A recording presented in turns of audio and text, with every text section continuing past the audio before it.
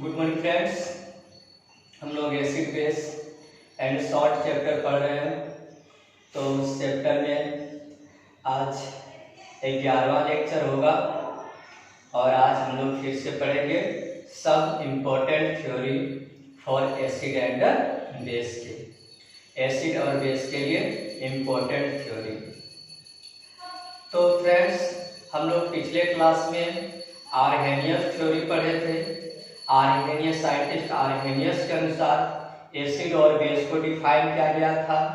Acid को कहा गया था वैसे सब्सटेंस को एसिड कहेंगे जो सब्सटेंस एक्वस सॉल्यूशन या वाटर के सॉल्यूशन में क्या करेंगे, H+ आयन देंगे, एवं वो सब्सटेंस जो वाटर या एक्वस सॉल्यूशन में OH आयन देता हो उसे हम लोग बेस कहेंगे।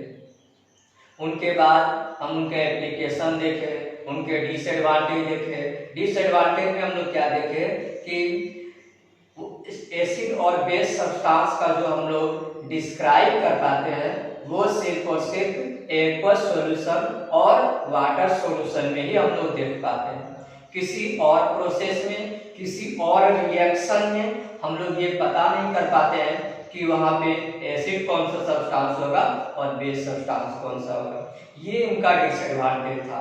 फिर हम लोग देखे थे डिसएडवांटेज में कि H+ आयन जो रिलीज होगा एक्वस सॉल्यूशन में उसकी स्टेबिलिटी के बारे में आर्हेनियस साइंटिस्ट ने कुछ नहीं कहा। फिर हम लोग वहाँ पे कंजुगेट एसिड, कंजुगेट बेस की बात को उन्होंने कुछ नहीं कहा। तो ये सारा उनका डिसएडवांटेज था। उसके बाद साइंटिस्ट ब्रोंस्टेड एंड लोरी ने एसिडिक और बेसिक सब्सटेंस को डिफाइन फिर से अलग तरीका से किया। क्या तरीका था ब्रोंस्टेड एंड लोरी का? तो ब्रोंस्टेड एंड लोरी का कहना था कि वैसे सब्सटेंस को हम एसिड कहेंगे जो प्रोटॉन या H+ आयन का डोनर हो, जो प्रोटॉन या H+ आयन डोनेट करे, और वैसे सब्सटेंस को हम लोग बेस कहेंगे जो प्रोटॉन या H+ आयन को एक्सेप्ट करें। और इस डोनेटिंग और एक्सेप्टिंग के आधार पे सब्सटेंस को दो भाग में उन्होंने ब्रोंस्टेड एंड लोरी ने बांटे। तो वैसे सब्सटेंस जो क्या करे, H+ आयन को डोनेट करे और H+ या प्रोटॉन को डोनेट करे। अभी हम लोग देखेंगे कि H+ और प्रोटॉन दोनों एक होता है। H+ को भी हम लोग प्रोटॉन कह सकते हैं। तो अब यहाँ पे हम लोग क्या कह रहे हैं, साइंटिस्ट ब्रोंस्टेड एंड लोरी ने क्या कहा कि वैसे सब्सटेंस जो प्रोटॉन या H+ आयन का डोनर हो उसे हम लोग क्या कहेंगे, एसिड कहेंगे। और वैसे सब्सटेंस जो प्रोटॉन या H+ आयन का एक्सेप्टर हो उसे हम लोग क्या कहेंगे, बेस कहेंगे। तो ये एक्वस सॉल्यूशन में भी देख सकते हैं हम लोग, ये किसी अन्य प्रोसेस में भी हम लोग देख सकते हैं। यानी अन्य प्रोसेस करने का मतलब कोई केमिकल रिएक्शन हो रहा है, इस केमिकल रिएक्शन में भी हम पता कर सकते हैं कि कौन सा सब्सटेंस H+ को डोनेट किया और कौन सा सब्सटेंस H+ को एक्सेप्ट किया, तो उससे हम पता कर लेंगे। जो सब्सटेंस डोनेट किया वो एसिड, जो एक्सेप्ट किया वो बेस। तो यहाँ से मतलब कहने का मतलब ये हुआ कि हम लोग एक्वस सॉल्यूशन के अलावा किसी अदर रिएक्शन से भी पता कर सकते हैं कि वो सब्सटेंस एसिड है कि बेस है। तो हम लोग इस तरह से एक डिमेरिट जो आर्हेनियस का था, ओनली फॉर एक्वस सॉल्यूशन में ही हम लोग एसिड बेस को डिस्क्राइब कर सकते हैं, वो यहाँ पे खत्म हो गया। तो वो कैसे खत्म हुआ, कौन सा सब्सटेंस, कैसे हम इस रिएक्शन में पता कर पाएंगे कि ये सब्सटेंस एसिड को डोनेट, ये सब्सटेंस H+ को डोनेट किया, ये सब्सटेंस एसिड को H+ को एक्सेप्ट किया। तो देखिए यहाँ पे क्या होता है, हम इसके स्ट्रक्चर को लिखते हैं। नाइट्रोजन NH3 का नाइट्रोजन और यहाँ पे 3 हाइड्रोजन दिखा दिए। नाइट्रोजन के आउटर मोस्ट से जब हम इसका इलेक्ट्रॉनिक कॉन्फ़िगरेशन लिखते हैं तो इलेक्ट्रॉनिक कॉन्फ़िगरेशन में देखते हैं नाइट्रोजन के आउटर मोस्ट से में 5 इलेक्ट्रॉन है रहता है, 5 इलेक्ट्रॉन रहता है। तो यहाँ पर हम क्या देख रहे हैं यहाँ पर हम लोग देख रहे हैं कि उस 5 इलेक्ट्रॉन में से ये 3 इलेक्ट्रॉन हाइड्रोजन के साथ बॉन्ड बनाने में पार्टिसिपेट कर गया। तो यहाँ पर 2 इलेक्ट्रॉन को कहते हैं एक लोन पेयर। तो यहाँ पर हम लोग क्या देख रहे हैं कि 2 इलेक्ट्रॉन नाइट्रोजन के पास बचा हुआ है। उसी तरह से जब हम लोग हाइड्रोक्लोराइड में देखते हैं तो क्या देखते हैं, यहाँ पर क्लोरीन के आउटर मोस्ट शेल में 7 वैलेंस इलेक्ट्रॉन होता है। तो वो हम लोग यहाँ दिखा रहे हैं 7 वैलेंस इलेक्ट्रॉन में 6 दिखा दिए और एक हाइड्रोजन के साथ बॉन्ड बनाने में पार्टिसिपेट हुआ। अब होता क्या है यहाँ पे, याद रखिएगा, ये क्लोरीन जैसे हम लोग क्या कहते थे, मोस्ट इलेक्ट्रोनेगेटिव एलिमेंट का एक कोड बताए थे 4। फ्लोरीन, ऑक्सीजन, नाइट्रोजन, सबसे ज्यादा इलेक्ट्रोनेगेटिव एलिमेंट कौन होता है, तो फ्लोरीन होता है, जिसका इलेक्ट्रोनेगेटिविटी होता है 4।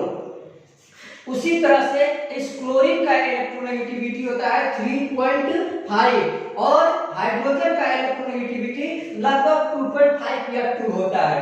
तो काफी डिफरेंस होने के कारण क्लोरीन क्या करना चाहता है, इसका इलेक्ट्रॉन को अपने ओर खींचना चाहता है।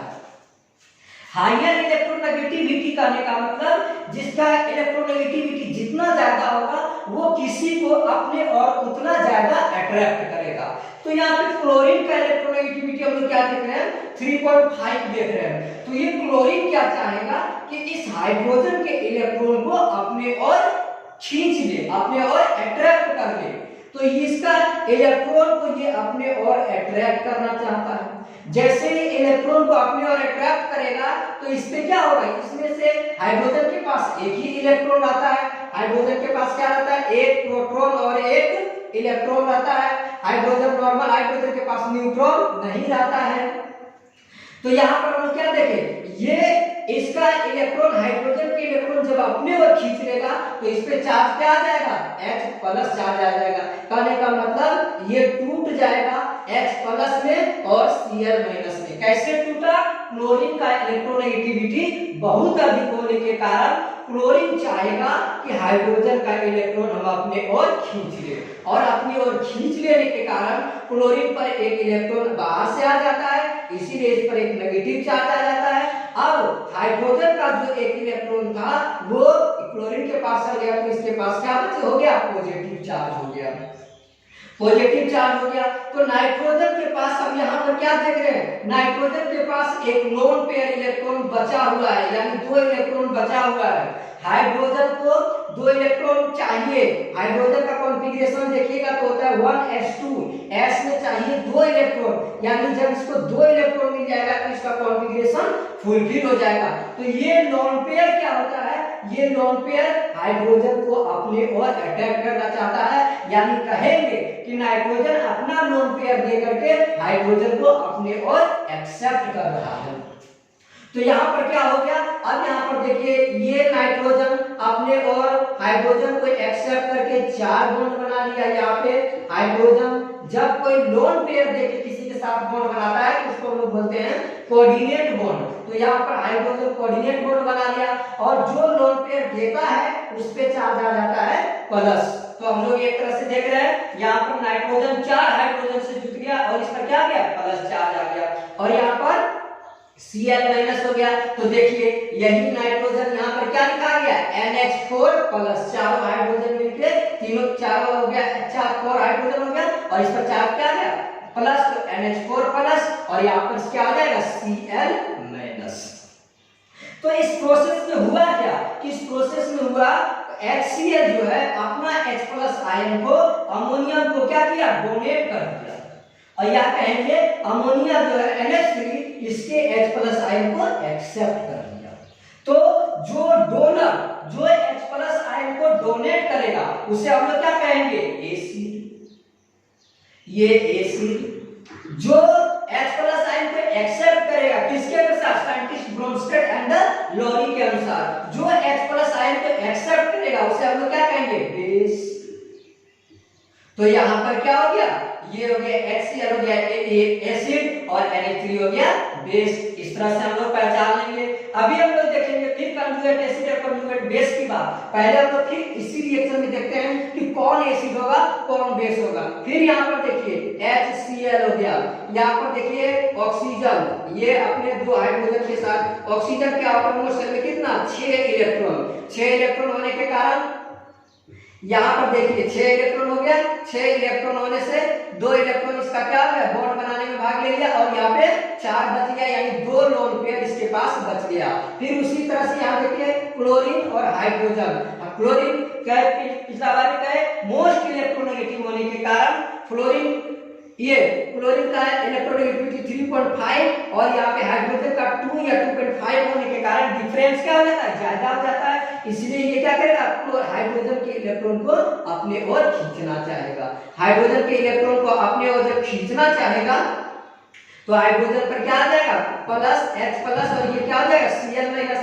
फिर ये ऑक्सीजन क्या करेगा अपना लोन पेयर इसको दे देगा और अपना लोन पेयर दे करके अपने ओर एक्सेप्ट कर लेगा। तो यहाँ पर क्या बना देगा फिर ये देखिए ऑक्सीजन बना देगा, 3 हाइड्रोजन मिल गया और ये दे रहा है लोन पेयर इसमें प्लस यानी H3O प्लस बन गया।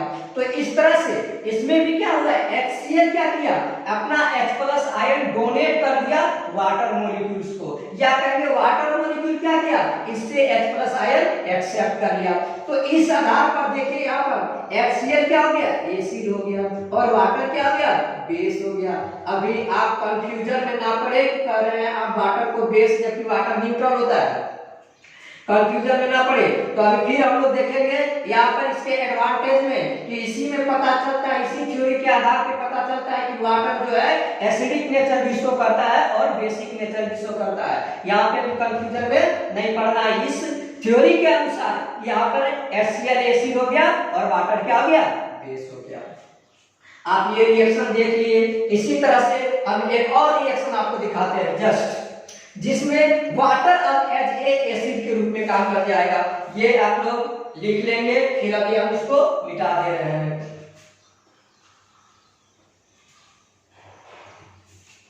अब यहाँ पे हम लोग रिएक्शन करा दे रहे हैं, NH3 को रिएक्शन करा रहे हैं H2O के साथ। यहाँ पे बन जाएगा NH4 प्लस और OH माइनस। देखिए कैसे बन जाएगा। फिर यहाँ पे देखिए नाइट्रोजन के पास कितना है 3 हाइड्रोजन, तीनों को अलग कर दिए। इसके आउटरमोस्ट शेल में 5 इलेक्ट्रॉन होता है तो 3 बॉन्ड बनाने में यूज हो गया। एक यहाँ 2 इलेक्ट्रॉन यहाँ पे बच गया जिसे हम लोग एक लोन पेयर कहते हैं। तो ऑक्सीजन यहाँ पर वाटर में भी देखिए तो 2 हाइड्रोजन दोनों को दिखा दिए। यह वाटर के ऑक्सीजन के आउटरमोस्ट शेल में 6 इलेक्ट्रॉन, 2 लोन पेयर यानी 2 इलेक्ट्रॉन क्या किया बॉन्ड बनाने में भाग ले लिया। तो अब यहाँ पर हम लोग को देखना है कि इसमें से कौन H प्लस आयन को डोनेट करेगा और कौन H प्लस आयन को एक्सेप्ट करेगा। तो क्या कहे तो कौन सा बात बताया आपको इलेक्ट्रोनेगेटिविटी की बात बताए। जिसका इलेक्ट्रोनेगेटिविटी अधिक होता है वो क्या करता है वो दूसरे के इलेक्ट्रॉन को अपने ओर खींचना चाहता है। तो यहाँ पर देखिए नाइट्रोजन और ऑक्सीजन में सबसे ज्यादा इलेक्ट्रोनेगेटिव कौन होगा ऑक्सीजन होगा। तो ये ऑक्सीजन क्या करेगा ये ऑक्सीजन इस हाइड्रोजन के इलेक्ट्रॉन को अपने ओर खींचना चाहेगा। अपने ओर जैसे ही खींचना चाहेगा तो यहाँ पर क्या हो जाएगा H प्लस और OH माइनस। ये H बाहर निकल जाएगा तो इसका इलेक्ट्रॉन ये ले लेगा तो इसमें प्लस चार्ज आ जाएगा, ये हो गया H प्लस। अब क्या करेगा फिर ये नाइट्रोजन अपना लोन पेयर इस H प्लस को देगा और अपने ओर एक्सेप्ट कर लेगा। तो फिर ये क्या हो जाएगा इसमें 4 हाइड्रोजन हो जाएगा और इस पर कौन सा जब लोन पेयर दे रहा है तो इस पर कौन सा चार्ज आ जाएगा प्लस चार्ज आ जाएगा। तो इससे हो गया क्या NH4 प्लस और OH माइनस। अब हम लोग क्या देख रहे हैं कि यहाँ पे एसिड क्या किया वाटर क्या किया बेस का काम किया और यहाँ पे वाटर क्या कर रहा है H प्लस डोनेट करने का काम कर रहा है, मतलब वाटर एसिड का काम कर रहा है। NH3 किसका काम कर रहा है बेस का काम कर रहा है। तो हम लोग देख रहे हैं वाटर इसी रिएक्शन के आधार पे हम लोग अभी इसका एडवांटेज में देखेंगे कि वाटर बेसिक नेचर भी शो करता है एसिडिक नेचर भी शो करता है। तो हम लोग क्या देखिए कि रिएक्शन में पहला बात क्या समझे यहाँ से रिएक्शन में जो H प्लस आयन को डोनेट करेगा उसे हम लोग एसिड कहेंगे, जो H+ आयन को एक्सेप्ट करेगा उसे हम लोग बेस कहेंगे। इसी रिएक्शन के दौरान हम लोग देख रहे हैं कि वाटर बेस का भी काम कर रहा है, एसिडिक का भी काम कर रहा है। तो हमने क्या बताया था कि जो सब्सटेंस एसिडिक नेचर भी शो करे, बेसिक नेचर भी शो करे, उसे हम लोग क्या करते हैं, एम्फोटेरिक सब्सटेंस कहते हैं। एम्फी मतलब दो, यानी दो तरह का नेचर शो कर रहा है, एसिडिक नेचर भी शो कर रहा है वाटर, और कैसा नेचर से कर रहा है, बेसिक एसिडिक नेचर और बेसिक नेचर भी शो कर रहा है। तो इसलिए वाटर मॉलिक्यूल को क्या कहेंगे, एम्फोटेरिक मॉलिक्यूल्स कहेंगे।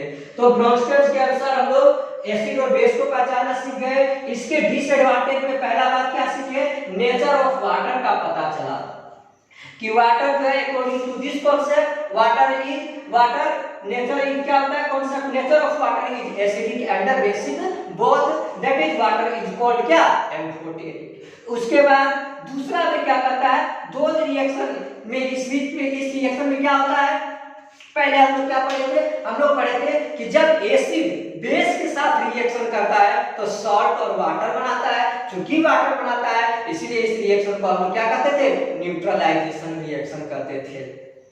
न्यूट्रल हो गया वहां पे।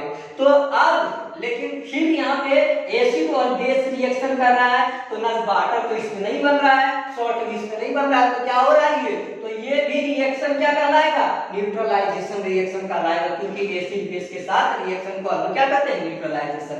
तो एक अलग तरह का न्यूट्रलाइजेशन रिएक्शन भी इस थ्योरी के आधार पे हमको क्या हो गया, पता चला। इसीलिए कहते हैं कि those reaction in which acid base react together and convert into their respective conjugate acid and conjugate base is called neutralization reaction। अब एक बात यहाँ पर आया है, conjugate acid और conjugate base। तो ऐसे समझते हैं इसको, हर एसिड का अपना एक कंजुगेट बेस होगा और कहेंगे हर बेस का अपना एक कंजुगेट एसिड होगा। हर एसिड का, ध्यान से सुना ये बात, हर एसिड का अपना एक कंजुगेट क्या होगा, बेस होगा, और हर बेस का अपना एक कंजुगेट एसिड होगा। तो कैसे बेस का कंजुगेट एसिड होगा और कैसे एसिड का कंजुगेट बेस होगा, तो यहां से देखिए, ये क्या है, बेस है, ये बेस किसमें कन्वर्ट हो गया, NH4+ में। तो इस बेस का कंजुगेट एसिड कौन होगा, NH3 होगा, NH4 होगा। तो यहां पर NH4 को क्या कहेंगे, कंजुगेट एसिड। दूसरा बात हम लोग क्या करें, ये एसिड है हाइड्रोक्लोरिक एसिड, इस हाइड्रोक्लोरिक एसिड का एक कंजुगेट बेस होगा। तो कौन होगा, ये देखिए हाइड्रोक्लोरिक एसिड किसमें कन्वर्ट हो गया, Cl- में। तो ये जो Cl- है ये इसका HCl का क्या है, कंजुगेट बेस है, कंजुगेट बेस है। तो हम लोग क्या देख रहे हैं, हमेशा इस बात को दिमाग में याद रखना है कि हर एसिड का एक कंजुगेट बेस होगा, हर बेस का एक कंजुगेट एसिड होगा। एसिड का कंजुगेट बेस कैसे पता करेंगे, एसिड से H+ आयन को बाहर कर देंगे, उसका कंजुगेट बेस पता चल जाएगा। बेस क्या करेगा, बेस में एक H+ आयन जोड़ देंगे, उसका कंजुगेट एसिड पता चल जाएगा। तो इसी थ्योरी के आधार पे हम लोग क्या करते हैं, conjugate acid and conjugate base का पता कर पाते हैं। जैसे HCl का कहेंगे, HCl का कंजुगेट बेस बताइए, तो क्या करेंगे, HCl से H+ आयन को बाहर कर देंगे, HCl से H+ आयन बाहर करेगा तो इस पर क्या आ जाएगा, Cl- हो जाएगा। H+ आयन बाहर होने का मतलब, Cl- होने का मतलब कि H जो है अपना इलेक्ट्रॉन इसको दे के बाहर निकला, प्लस के रूप में बाहर निकला, तो यहाँ पर इसमें माइनस चार्ज आ जाएगा। H2SO4 में से एक H+ को आप बाहर कर दीजिएगा तो ये क्या हो जाएगा, ये इसका H2SO4 का कंजुगेट बेस हो जाएगा। उसी तरह से H2CO3 में देखिए एक H+ को बाहर कर दीजिए, HCO3- इसका कंजुगेट बेस हो जाएगा। H2S में एक H बाहर कर दीजिए तो HS- कंजुगेट बेस हो जाएगा। Ci3C_OH में Ci3C_O- कंजुगेट बेस हो जाएगा।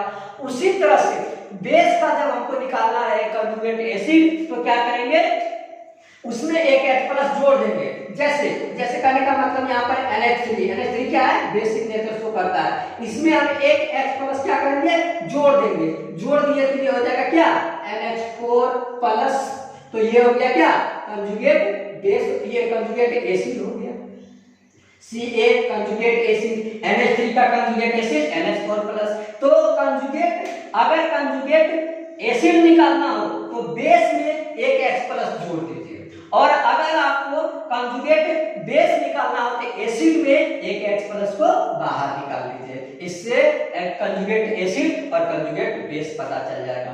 तो आज के लेक्चर में ब्रोंस्टेड थ्योरी हम लोग देखे।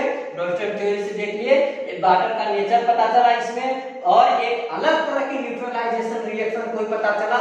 न्यूट्रलाइजेशन रिएक्शन करने का मतलब यही नहीं कि एसिड और बेस रिएक्ट करके सिर्फ सॉल्ट और वाटर बनाएगा उसी को न्यूट्रलाइजेशन रिएक्शन कहेंगे, ऐसा बात नहीं है।